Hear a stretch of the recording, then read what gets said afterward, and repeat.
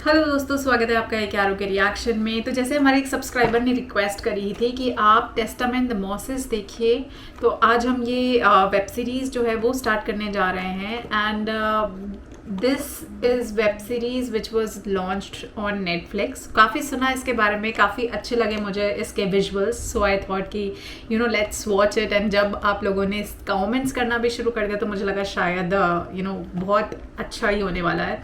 सो ये जो है, this series is basically a dramatic exploration of the story of mosses and the exodus, और उनके व्यूज़ जो हिस्टोरियंस पे थे, और बहुत सारे जो कल्चरल बैकग्राउंड्स आपको इसमें देखने को मिल जाएंगे। So this is what this series says. Now let's start and देखते हैं कि इसमें हमें क्या देखने को और क्या सीखने को मिलता है। आई एम श्योर जो भी होगा अच्छा होगा। तो आइए इसे शुरू करते हैं।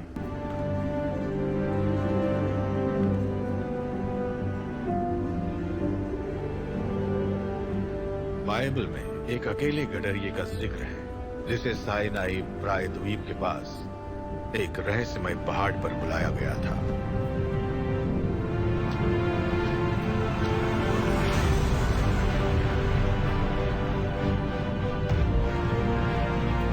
सफर खतरनाक है और वो बहुत डरा हुआ है, पर एक जबरदस्त शक्ति जिसे वो अभी नहीं समझता है उसे आगे खींचती है। विश्वास।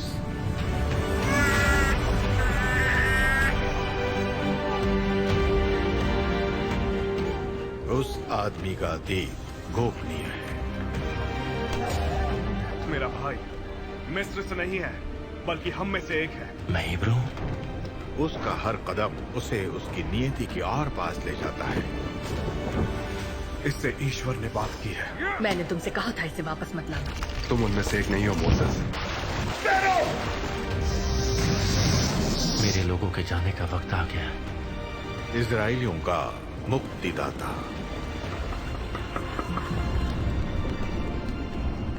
ईश्वर का संदेशवाहक। मैं वो हूं जो हूं और हूं जो हूं।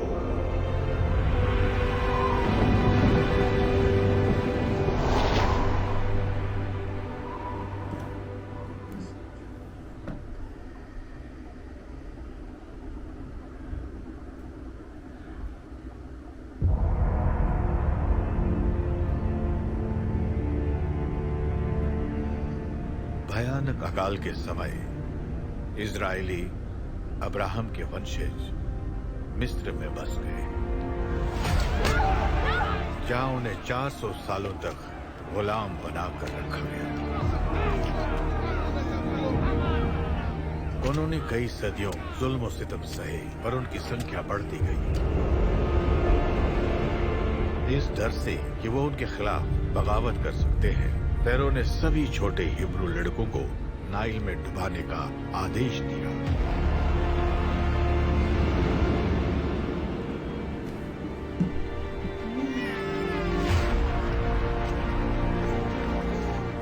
उसको फेरो की बेटी गुप्त रूप से गोद लेती है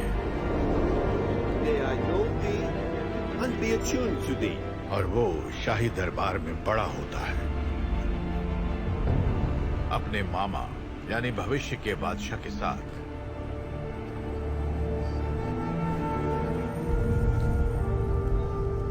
उसका नाम मोसेस है। वो मिस्र के शहजादे थे और उनके पास पैरों के महल की तमाम सुख सुविधाएं थी, और क्योंकि वो शाही परिवार के सदस्य थे उनके पास सब कुछ था। इसके बावजूद मुझे लगता है कि उनको पता था कि वो कुछ अलग है, कि वो जन्म से ही सबसे अलग है। टोरा हमें ये नहीं बताता कि उनका हिब्रू नाम क्या था। ये इस कहानी के बहुत से रहस्यों में से एक है, और इससे ये भी जाहिर होता है कि मोसेस को अपनी पहचान और नियति के बारे में धीरे धीरे पता चलता है।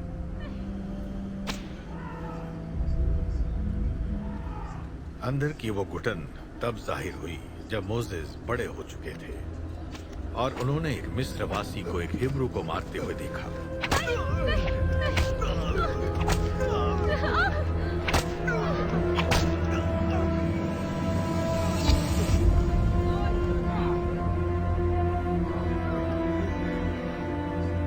अपना काम करो। मेरा मानना है कि मोसेस के अंदर का एक हिस्सा ऐसा था जो उस दर्द और तकलीफ को महसूस कर रहा था जिससे उस वक्त वो हिब्रू गुलाम गुजर रहा था, और मुझे लगता है उस घटना ने उनकी आत्मा झंझोड़ दी।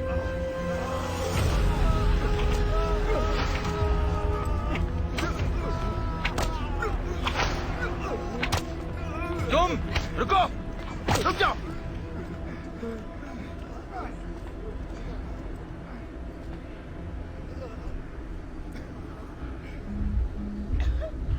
इसे जाने दो। मैंने कहा इसे जाने दो। जो हुक्म। सब जाओ।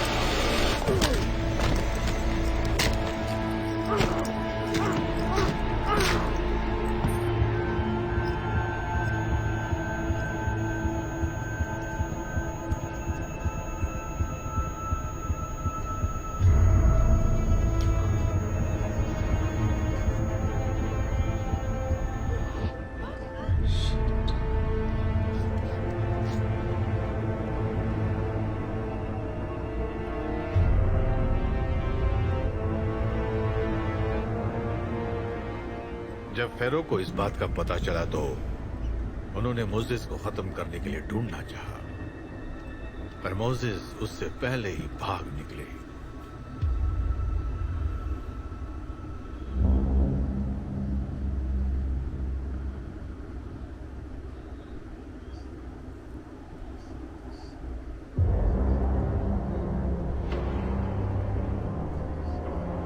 वो ईस्ट में रेगिस्तान में भटकते हुए मीडियन की तरफ बढ़ते हैं। एक अनजान जगह पर एक अजनबी। अब वो मिस्र का शहजादा नहीं है, ना तो वो पैगंबर है जो इजरायलियों को आजादी दिलाएगा। जुडेओ क्रिश्चियन धर्म में मोसेस की बहुत अहम भूमिका है। वो उसके संस्थापक हैं। बाइबल के बारे में जो कुछ भी जानते हैं उसे किसी न किसी रूप में मोसेस, उनके जीवन और उनकी सेवा के साथ जोड़ सकते हैं। मोसेस खास हैं क्योंकि वो जूडेओ क्रिश्चियन इस्लामिक परंपरा में तीनों में ही बराबर मौजूद हैं। उन्हें तीनों में पैगंबर होने का सम्मान हासिल है।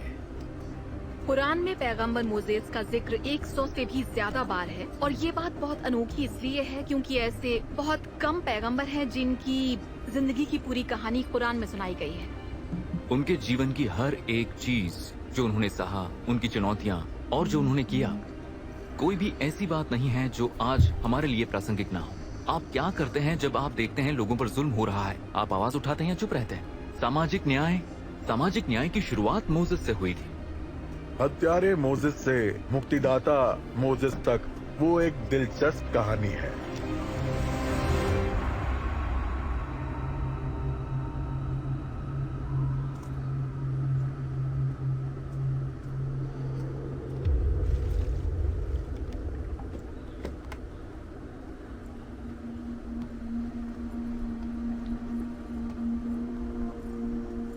देखो, कोई आ रहा है।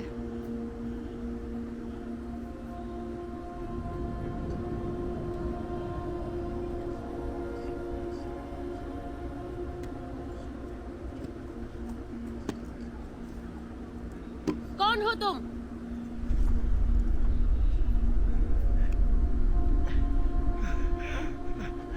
मैं खाने और पीने के लिए काम करूंगा।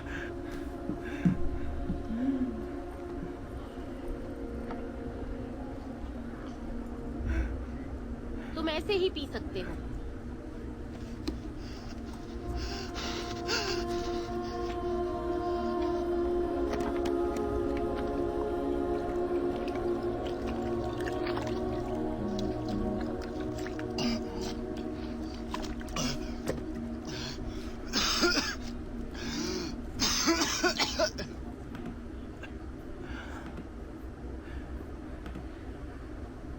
लिए किसका शुक्रिया अदा करूं? जत्रो का, इस कुएं के मालिक, इस पर्वत के पुरोहित।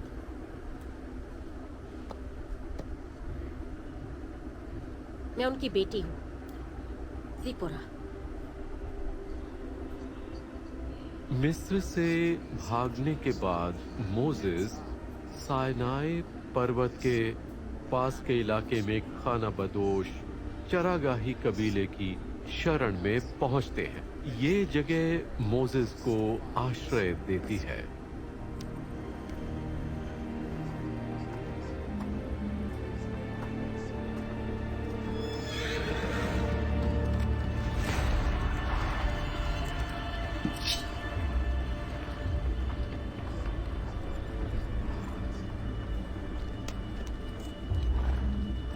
अच्छा जी, गैरों पर करम और हम पर सितम।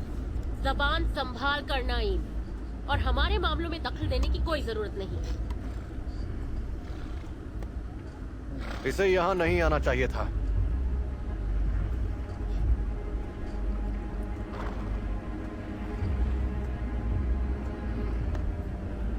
लगता है मरना चाहता है। शायद, पर कम से कम 2 को मार कर मरूंगा। मार दो।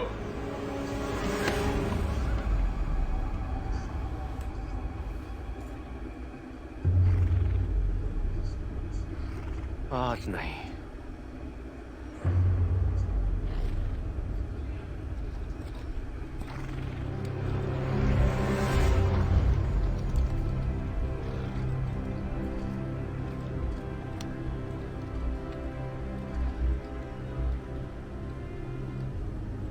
चलो।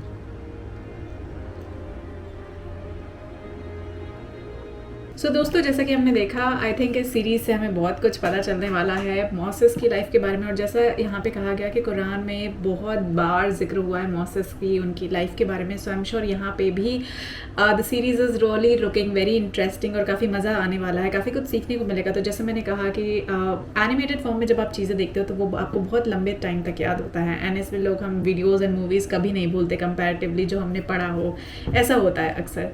सो आई थिंक जिस तरीके से प्रॉफिट यूसुफ की सीरीज़ में मज़ा आया था, आई एम श्योर ये भी उतनी ही मज़ेदार होगी। आई थिंक इसका सेकंड सीज़न भी आ रहा है। तो आप सब मुझे बताइए कि आपको ये कैसा लग रहा है। अगर आपको ये पसंद आता है, आपको अच्छा लग रहा है, so I will watch further episodes of this. तो इसी के साथ मैं मिलती हूँ आपसे अगले एपिसोड में। तब तक के लिए जय हिंद, नमस्ते, सत श्री अकाल, खुश रहिए, मुस्कुराते रहिए, बाय बाय।